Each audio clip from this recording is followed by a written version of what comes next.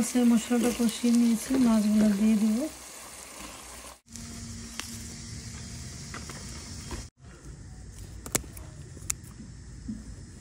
Hello everyone, আসসালামু আলাইকুম। আশা করি আপনারা সবাই ভালো আছেন।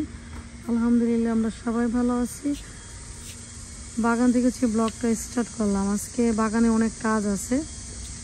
দেখতেই পাচ্ছেন লাল শাক মাশাআল্লাহ বড় হয়ে গেছে। এই শাকগুলো তুলবো। তারপর এই যে আমার এখানে দেখতে পাচ্ছেন বেগুন গাছ। বেগুন গাছটা আমি আইনজি কাটিং করে দিব। এগুলো যদি না কেটে দিই বেগুন গাছের পাতাগুলোর নিচে, তাহলে এই গাছ বড় হবে না।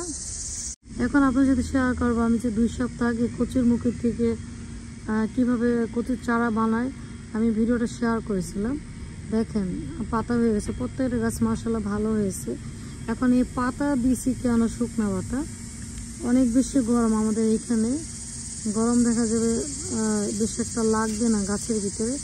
এমনিতেই লাউ গাছ, সিম গাছ, করলা গাছ ওগুলো হচ্ছে ড্রাই হয়ে যায়। তো এই জন্য হচ্ছে এখানে পাতা দিয়ে রেখেছি। গাছটা যখন আরও বেশি বড় হবে, শাক হয়ে যাবে, তখন কি করব, পাতাগুলো ফেলে দিব। মাশাআল্লাহ সবগুলা দেখেন এই যে পাতা হয়ে গেছে সবগুলা। তারপরে এই যে এগুলো সবগুলোতে পাতা হয়েছে। তো এখন হচ্ছে আমি এই লাল শাকগুলো তুলবো, পরে হচ্ছে আমি আইনজি কাটিং করে দিব। তো আপনারা আমার সাথেই থাকবেন, দেখতে থাকবেন।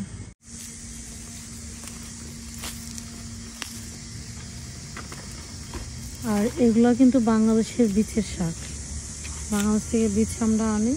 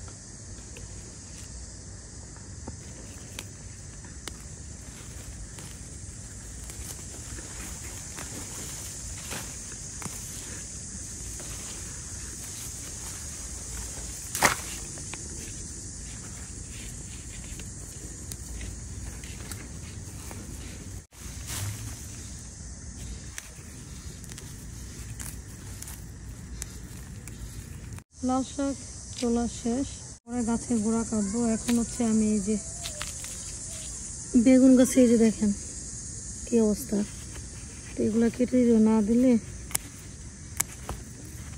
আইএনজি কাটিং না করলে এই গাছ ইয়ে হবে না, বড় হবে না। আর দেখা যাবে নিচে থেকে হচ্ছে বেগুন ধরা স্টার্ট করবে।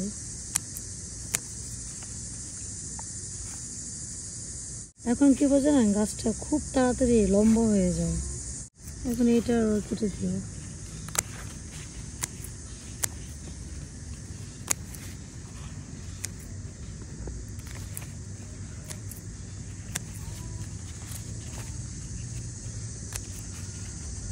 গাছের পাতা কেটে দিলাম। আমি হচ্ছে এগুলো শেষে আমি ক্লিন করব।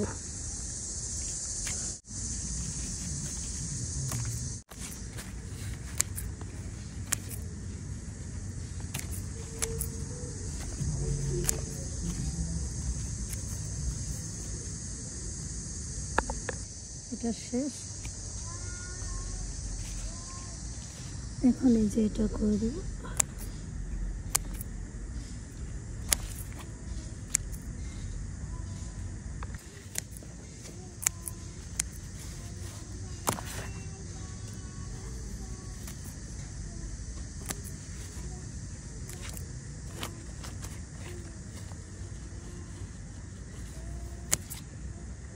এটা করা শেষ। এখন এটা করতে হবে।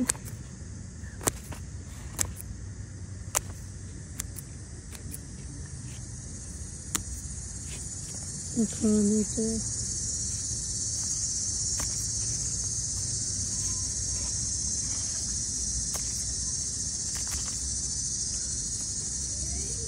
বেগুন গাছ যে কাটিং করে দিলাম, তারপর গাছের পাতাগুলো এই যে আপনাদের ভাইয়া এখানে রেখেছে, এগুলো হচ্ছে পরেও গার্বেজ করে দিবে।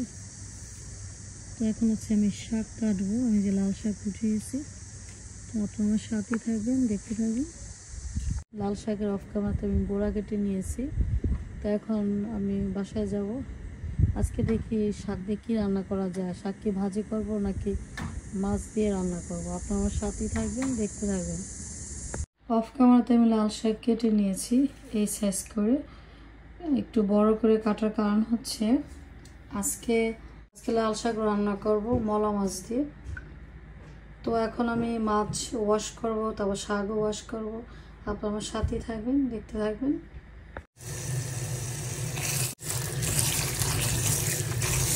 শাকটাকে প্রথমে 5 মিনিট মতন ভিজিয়ে রাখবো। আর এই শাকের ভিতরে বালি থাকে, মাটি থাকে, এতে করে কি হয় শাকের মাটি আর বালিগুলো নিচে পড়ে যায়। আমাদের মাছের মশলাটা কষিয়ে নিয়েছি, মাছগুলো দিয়ে দেবো।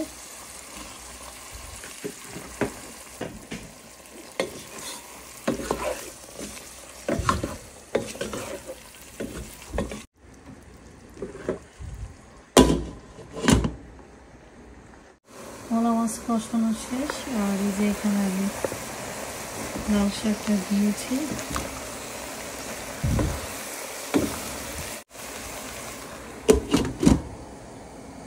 মাছ দিয়েছি আর এখন ঢেকে দিলাম।